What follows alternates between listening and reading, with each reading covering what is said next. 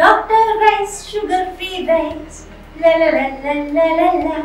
Dr. Rice, diabetic rice ని తినండి. ఇప్పుడు గౌరవ ముఖ్యమంత్రి గారు కలెక్టరేట్లో 11 రోజుల పాటు ఆయనే ఉండి స్వయంగా పర్యవేక్షించి జనజీవనాలు మళ్ళీ పాత స్టేజ్కి వచ్చే వరకు ఆ రోజు ముఖ్యమంత్రి గారు నగరంలో ఉన్న పరిస్థితి మీ అందరికీ తెలిసిందే.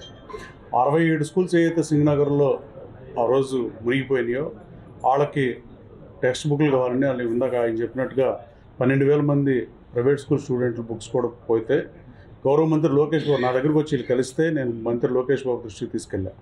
గౌరవ మంత్రి విద్యాశాఖ మంత్రి లోకేష్ బాబు ఎట్టి పరిస్థితుల్లో మనం ఇద్దామని ముఖ్యమంత్రి గారితో మాట్లాడి వెంటనే 2-3 రోజుల్లోనే ఆ 12,000 మందికి టెక్స్ట్ బుక్ ఏర్పాటు చేశారు.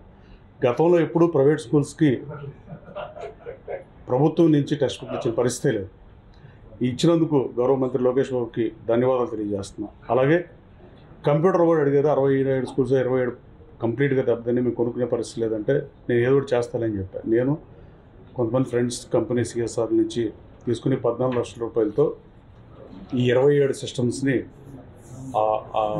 ఆ పిల్లల చదువు నిమిత్తం వాళ్ళకి ఇబ్బంది కలగకూడదనే ఉద్దేశంతో ఏర్పాటు చేయడం జరిగింది. Thanks to each and everyone who cooperated to provide the computers to them. Thank you. And నిన్న గన్నవరంలో మొన్న మహానాడు మచిలీపట్నంలో జరిగింది. 27, 28, 29 తేదీల్లో కడపలో దేవుడి గడపైన కడపలో తెలుగుదేశం పార్టీ మహానాడు అంగరంగ వైభవంగా జరగబోతుంది. దానికి గన్నవరం నియోజకవర్గం నుంచి కూడా ఏర్పాట్లు చేస్తున్నాం. గతంలో మ్యాండేట్ 164 సీట్లు రావటానికి రకరకాల కారణాలు మాట్లాడుతున్నారు బయట. సింగిల్గా వస్తాం, సింగిల్గా యుద్ధం చేస్తాం, వై నాట్ 175 సిద్ధం, ఇలా నెల దిగజారిపోయిన పరిస్థితి. ఫస్ట్ వై నాట్ 175 ఉన్న వైఎస్ఆర్ కాంగ్రెస్ పార్టీ, తర్వాత మేము సిద్ధంగా ఉన్నాం. అసలు సిద్ధంగా ఉన్న ఎన్నికలు పోటీ చేసినప్పుడు ఎవడైనా సిద్ధంగా ఉండాల్సిందే. సిద్ధంగా లేకుండా ఎన్నికలు ఉంటాయని నేనైతే అనుకోవట్లే.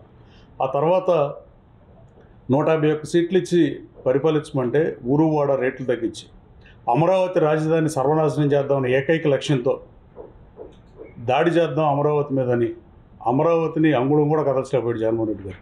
5 సంవత్సరాలు తన పదవీకాలం మొత్తం అమరావతిని ఎట్ట మారుద్దామని న్యాయ నిపుణులతో, సుప్రీంకోర్టు లాయర్లతో, పార్టీ నాయకులతో చర్చోపచర్చలు జరిపి అమరావతిని మారుద్దాం, 5 రాజధానులు చేస్తా, 10 రాజధానులు చేస్తా, 15 రాజధానులు చేస్తానని టైం అంతా వేస్ట్ చేసి ఆంధ్ర రాష్ట్రాన్ని అధోగతి పాలు చేయడం వాస్తవం కాదా జగన్మోహన్ రెడ్డి గారిని అడుగుతున్నాం. ఇవాళ మళ్ళా ప్రెస్ మీట్లు పెట్టి అలా మాట్లాడటం, మీరు శాసనసభకు రాపోవటం, మీరు కైలాన్స్ దగ్గర రాసిన రూల్ బుక్ అన్నా చదివితే బెటర్ అని భావిస్తున్నా. 10% ఆఫ్ సీట్స్ రాతే పార్లమెంట్లో కానీ అసెంబ్లీలో కానీ ప్రతిపక్ష హోదా రాదనే విషయం మీకు తెలియదు అని అడుగుతున్నా.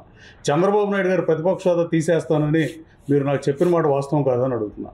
అంటే చంద్రబాబు నాయుడు గారి దగ్గర 23 మంది శాసనసభ్యులు ఉన్నప్పుడు మీరు 6 శాసనసభ్యులు తీసేసుకుంటే చంద్రబాబు నాయుడు గారు ఉన్న ప్రతిపక్ష హోదా పోతుంది, దాన్ని లాగేద్దామనే ఉద్దేశంతో తెలుగుదేశం శాసనసభ్యులు నువ్వు చేర్చుకుని 4 చేరి తర్వాత 2 రాక నువ్వు చంద్రబాబు గారి ప్రతిపక్ష హోదా ఆ రోజు తీయలేకపోయావు. ఆ రోజున హోదాకు ఉండాల్సిన రూల్స్ ఏంటో జగన్మోహన్ రెడ్డి గారికి సుస్పష్టంగా తెలుసు.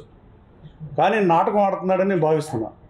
రూల్స్ తెలియకుండా 10% ఆఫ్ సీట్స్ తెలియకపోతే 6 ఎమ్మెల్యేలను ఆ రోజు తెలుగుదేశం పార్టీ నుంచి లాగుదామని ఆయన ట్రై చేయడు కదా. అదే పరిస్థితిలో ఇవాళ అసెంబ్లీలో మైక్ ఇవ్వలేదు అంటాడు. అసెంబ్లీకి రాకుండా మైక్ ఇవ్వడం ఎలా సాధ్యం అనేది సమాధానం చెప్పాల్సిన అవసరం ఉంది. అర్జీలు స్వీకరిస్తాం, ఆ అర్జీలు ప్రభుత్వానికి పంచుకోవడం, సంబంధిత మంత్రికి పంచుకోవడం, ముఖ్యమంత్రి గారి కార్యాలయానికి ముఖ్యమంత్రి గారికి పంపుకోవడం కూడా తీవ్రంగా ఆక్షేపణీయది. అంటే ప్రజల నుంచి అర్జీలు ఏ రకంగా స్వీకరిస్తున్నాడు. ఇప్పుడు మేము సిఎస్ఆర్ ఫండ్ నుంచో ఫ్రెండ్స్ డబ్బులు మా డబ్బులు పెట్టి కంప్యూటర్ ఇచ్చినట్టుగా తను ఏమైనా ఇద్దాం అనుకుంటున్నాడా, ప్రజా సమస్యలు పరిష్కరిద్దాం అనుకుంటున్నాడో చెప్పాల్సిన అవసరం ఉంది. అలాగే ఈ మద్యం స్కామ్ గురించి ప్రెస్ మీట్లు పెడతాం. చంద్రబాబు నాయుడు గారు 45 సంవత్సరాల వయసులో ముఖ్యమంత్రి అయ్యాడు. 2004లో అధికారం పోకుండా ఉండుంటే ఆంధ్రప్రదేశ్ రాష్ట్రం మరో రకంగా ఉండేది. 3,000 కోట్ల బడ్జెట్ 30,000 కోట్లకు తీసుకెళ్లిన పరిస్థితి. ఇవాళ 3 లక్షల కోట్లున్న బడ్జెట్తో అమరావతిని 50,000 కోట్లతో పనులు ప్రారంభించారు. అమరావతి ఎట్టి పరిస్థితుల్లో అజరామరం అవుతుంది. అమరావతిని ఫ్యూచర్లో ఎవరో కళ్ళలో కూడా రాజధాని మారుద్దామని ఆలోచన చేసే సాహసం కూడా ఎవరు చేయరు.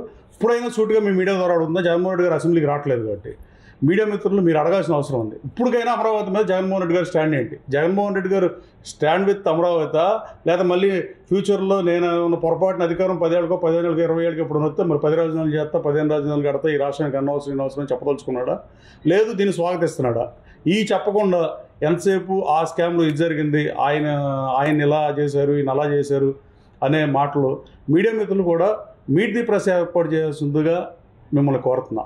మేము చెప్పదలుచుకున్నదే చెప్పి మా భావాన్నే ప్రజల్లో తీసుకెళ్ళటం కాకుండా, గతంలో మీట్ ది ప్రెస్లో విలేకరులు అడిగే క్వశ్చన్లకి ముఖ్యమంత్రిగా పనిచేసేవాళ్ళు, మంత్రులుగా పనిచేసేవాళ్ళు, శాసనసభ్యులు కానీ ప్రతిపక్ష నాయకులు కానీ ఎవరైనా ఆన్సర్ చేయాలంటే తటపట ఇచ్చే పరిస్థితులు ఉన్నాయి. మళ్ళీ అలాంటి మీట్ ది ప్రెస్ పెడితే జగన్మోహన్ రెడ్డి గారు ఉపయోగం తప్ప ఈ రోజు ప్రెస్ మీట్లు పెట్టి ఉపయోగం లేదని నేను భావిస్తున్నా. మీట్ ది ప్రెస్ ఏర్పాటు చేయండి జగన్మోహన్ రెడ్డి గారు. మీరు రాష్ట్రానికి ఏ విధంగా ఉపయోగపడుతుంది వైఎస్ఆర్ కాంగ్రెస్ పార్టీ అనేది ఆలోచన చేయాల్సిన అవసరం జగన్మోహన్ రెడ్డి గారి మీద 100కి 200 రూపాయలు ఉందా. ఆయనకి అధికారం ఇచ్చారు ఈ రాష్ట్ర ప్రజలు. 5 సంవత్సరాల పాటు సభానాయకుడిగా నువ్వు అమరావతిలో పరిపాలించి ఆ రోజున ఇవాళ అమరావతిలో శాసనసభను అవమానిస్తాం ఆక్షేపణీయం. మీకు 11 సీట్లు ఉన్నప్పుడు ఆ మిగతా ఎమ్మెల్యేలు కూడా బాధపడే పరిస్థితి. అసలు మేము శాసనసభ చూడకుండానే వెళ్ళిపోతామని. ఎందుకంటే నేను శాసనసభ్యుడు అవ్వకముందు నేను శాసనసభ్యుడు అవ్వాలని నా చిన్ననాటి కోరిక. నేను హైదరాబాద్ అసెంబ్లీకి వెళ్దామని అనుకునేవాడిని. కానీ దురదృష్టవశాత్తు రాష్ట్రం 2 అయింది. ఇప్పుడు నేను శాసనసభ్యుడు అయ్యే టైంకి అమరావతిలో అసెంబ్లీగా ఉంది. నేను మొన్న అసెంబ్లీలో కూడా అడిగా స్పీకర్ గారిని, రేవంత్ రెడ్డి గారితోనో అక్కడ తెలంగాణ స్పీకర్ గారితో మాట్లాడి ఒకసారి అనుమతి తీసుకుంటే అంత గతం నుంచి ఎమ్మెల్యే వాళ్ళని ఆశయం ఉన్నాళ్ళు ఆ అసెంబ్లీ చూడటానికి సమయం ఇవ్వాల్సిందిగా కోరా. అలాగే ఈయన కూడా అసలు శాసనసభను అవమానించడం, తెలుగు ప్రజలను అవమానించడంగా నేను భావిస్తున్నా. అలాగే గన్నవరం నియోజకవర్గం విషయంకి వస్తే ఇప్పుడు కొత్తగా ప్రభుత్వం జీవో ఇచ్చింది ఈ చెరువుల మీద పూడికి తీయటానికి, సిల్ట్ తీయటానికి. గతంలో గన్నవరం నియోజకవర్గంలో అక్రమ మైనింగ్ జరిగిన మాట వాస్తవం. చెరువులు తాడి చెట్టు లోతులు కూడా కొన్ని ఊళ్ళో తవ్విన పరిస్థితి నేను విన్నా గత 8 సంవత్సరాల్లో. దయచేసి మీడియా ద్వారా కోరుతున్నా, ఆ ఇరిగేషన్ అప్లై చేసుకోండి. అప్లై చేసుకుని ఎట్టి పరిస్థితుల్లోనూ అక్రమ మైనింగ్ జరగటానికి వీల్లేదు, సక్రమ మైనింగే చేయాలి. మీరు 1 మీటర్ మాత్రమే 3.3 అడుగులు మాత్రమే తవ్వాలి. అలాగే ట్రాక్టర్లు తప్ప లారీలు లోడ్ చేయొద్దు. గ్రామాల్లో రైతు సోదరులు వాళ్ళ పొలానికి కానీ ఇళ్లకు కానీ వాళ్ళు తోలుకోండి. ఏమైనా నామినల్గా ఉంటే గతంలో చంద్రబాబు నాయుడు గారు ఎన్డీఏ ప్రభుత్వం రాకముందు గతంలో వైఎస్ఆర్ కాంగ్రెస్ పార్టీ అధికారంలో ఉన్నప్పుడు 14th ఫైనాన్స్ నిధులు కూడా వెనకెళ్ళిన పరిస్థితి, 15th ఫైనాన్స్ కానీ నిధులు పక్కదోవ పట్టించిన పరిస్థితి, వేరే పథకాలకు వాడుకున్న పరిస్థితి, పంచాయతీలకు ఆ స్థితి దాపురిచ్చింది. అందుకని ఏదైనా నామినల్ ఫీజు, లోడింగ్ ఛార్జెస్ లాంటివి ఏమైనా ఉంటే అవి పంచాయతీకి చెందేటట్టుగా చేస్తే పంచాయతీలు బలోపేతం అవుతాయి. చెరువులు ఊరమ్మడి ఆస్తులు తప్ప పందికొక్కులాగా గతంలో కొంతమంది ఆ చెరువులను తవ్వి ఆ మట్టి వ్యాపారం చేసి దేశం అంటే మట్టి కాదు, దేశం అంటే మనుషులు అన్నాడు గురజాడు గారు. కానీ గన్నవరం అంటే మట్టే అనే స్థితిలో 10 సంవత్సరాలు గన్నవరం నుంచి పరిస్థితి. గన్నవరం అంటే మట్టి కాదు, గన్నవరం అంటే మనుషులని మొన్న ప్రజా ఎన్నికల్లో తీర్పిచ్చిన పరిస్థితి. రేపు ఈ చెరువులు తవ్వుకునే వాళ్ళు ఎవరైనా గ్రామంలో రైతు సోదరులు కానీ ప్రజలు కానీ వాళ్ళ ఇళ్ల స్థలాలు మెరక చేసుకుంటాక కానీ లేదు వాళ్ళ పొలాల్లో మెరక చేసుకుంటాక కానీ ఆ మట్టిని వాడుకోవాల్సిందిగా కోరుతూ ఈ దగ్గర అప్లికేషన్ పెట్టుకుని మీరు పర్మిషన్ తెచ్చుకున్న తర్వాత పంచాయతీలకు అధికారం ఇచ్చి ఎన్డీఏ నాయకుల పర్యవేక్షణలో అది జరగాలని నేను అభిలషిస్తున్నా. అమరావతి శాసనసభ నుంచి నువ్వు పరిపాలించింది నిజం కాదా? ఆ రోజున ముఖ్యమంత్రిగా ఉన్నప్పుడు నీకు రూల్స్ తెలిసి ఇప్పుడు రూల్స్ ప్రతిపక్ష హోదా తిరస్కరిస్తే ఒక రకంగా మాట్లాడటం న్యాయమేనా? అలాగే మీరు ముందుగా చెప్పాల్సిన అవసరం ఉంది రాష్ట్ర ప్రజలకి. వైఎస్ఆర్ కాంగ్రెస్ పార్టీ ఉంది రాష్ట్ర ప్రజల ప్రయోజనాల కోసమా కాదా? మీ పార్టీ ఆంధ్రప్రదేశ్ రాష్ట్ర ప్రజల కోసమే ఉంటే మీరు రాష్ట్ర ప్రజల ప్రయోజనాల కోసం పనిచేద్దాం అనుకుంటే శాసనసభకు రావాల్సిన అవసరం ఉందా లేదా? మీకు ఏం అవమానం జరిగింది? చంద్రబాబు నాయుడు గారు అసెంబ్లీని బాయ్కాట్ చేశారంటే ఆయనకు అవమానం జరిగింది. చంద్రబాబు నాయుడు గారు భీషణ ప్రతిజ్ఞ చేసి ఈ సభకి గౌరవ సభగా ఉంది, ఇది గౌరవ సభ అయితే తప్ప రానని వెళ్ళాడు. నీకు అలా ఏ అవమానం జరిగిందని మీరు రావట్లేదు. అసలు పట్టుమని 11 సీట్లు వచ్చిన తర్వాత కూడా మీరు అసెంబ్లీని అవమానించడం కాదా? 4 పార్లమెంటు సభ్యులను గెలిపిస్తే లోక్సభకి వాళ్ళు ఎందుకు వెళ్తున్నారు? మీ పార్లమెంట్లో లోక్సభలో ప్రధాన ప్రతిపక్ష హోదా ఇచ్చారని వెళ్తున్నారా? ఇలా ఢిల్లీలో ఒక తీరు, ఇక్కడ ఒక తీరు. అమరావతిని సర్వనాశనం చేద్దాం అనుకున్నారు. అమరావతి పట్టణం చంద్రబాబు గారి పట్టాభిషేకం కోసం ఎదురు చూస్తుందని చెప్పి జగన్మోహన్ రెడ్డి గారికి ప్రధాన ప్రతిపక్ష హోదా రాదని మీడియాలో 6 నెలల ముందు చెప్పే ఎన్నికలకి చంద్రబాబు నాయుడు గారి పక్కన ఆయన విజయాన్ని కాంక్షిస్తూ గన్నవరంలో ప్రచారానికి వచ్చిన రోజున మే 10వ తారీఖుని చెప్పా. అదే 10% ఆఫ్ సీట్స్ రాకుండా జగన్మోహన్ రెడ్డి గారు వాళ్ళ తల్లిని రాజీనామా చేసిన పద్ధతి కూడా ఆవిడ రాజీనామా చేసి ఎవరైనా పదవి వస్తే ప్రమాణ స్వీకారం జనాలు గెలుగుతారు తప్ప ఆవిడ గౌరవాధ్యక్షుల పదవి నుంచి తప్పించేటప్పుడు కూడా వాళ్ళు లక్షలాది మందితో సభ పెట్టి ఆవిడతో రాజీనామా చేయించిన పరిస్థితిని ఈ రాష్ట్ర ప్రజలు మర్చిపోవాలి. అలాగే ఇప్పుడు కూడా ఎన్డీఏ ప్రభుత్వం మీద అవాకులు చవాకులు పేలటం, అలాగే చంద్రబాబు నాయుడు గారు ఆ రోజు ఎప్పుడు అలగటం తెలియని చంద్రబాబు నాయుడు గారు 45 సంవత్సరాల నుంచి రాజకీయాల్లో ఉన్న చంద్రబాబు నాయుడు గారు అసెంబ్లీలో మీరు చేసిన వ్యాఖ్యలకి వాటికి ఆయన ఫస్ట్ టైం అలిగి బయటికి వెళ్ళటమే 124 సీట్లకు కారణం. అలాగే జనసేన మద్దతు, పవన్ కళ్యాణ్ గారి సంఘీభావం, అలాగే బీజేపీతో మద్దతు ఆఖరిలో కేడీసీసీ బ్యాంక్ని నేను చైర్మన్గా పనిచేసిన నా టెన్యూర్తో సహా ఇవ్వమని అడిగాను. జూలైలో అడిగితే నవంబర్లో వేశారు, 51 ఎంక్వైరీ చేశారు. కానీ అది విచారణ సాగట్లేదని చెప్పి అసెంబ్లీలో కోరే స్పీకర్ గారికి, అయ్యనపాత్రుడు గారికి, డిప్యూటీ స్పీకర్ రఘురామకృష్ణరాజు గారికి ధన్యవాదాలు తెలియజేస్తున్నారు. వాళ్ళు కమిటీ కూడా ఫామ్ చేశారు.